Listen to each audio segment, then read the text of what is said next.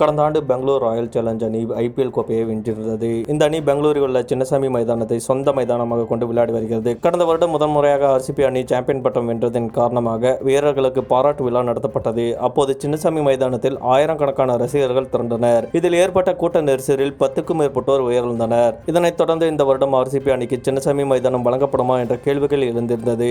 இந்த நிலையில் ரசிகர்கள் பாதுகாப்பை மேலும் உறுதிப்படுத்தும் விதமாக மைதானத்தில் 300 முதல் 350 ஏஐ கேமராக்கள் பொருத்தப்பட உள்ளது.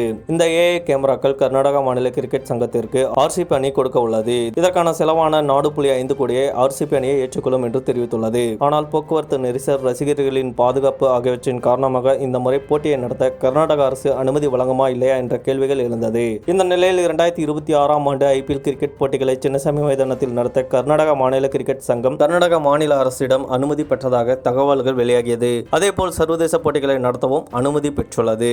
இதன் காரணமாக ஆர்சிபி அணியின் ரசிகர்கள் கொண்டாடி வருகின்றனர். இது போன்ற பல்வேறு செய்திகளை தெரிந்து கொள்ள நம்மளோட சேனலை சப்ஸ்கிரைப் பண்ணுங்க, சப்போர்ட் பண்ணுங்க.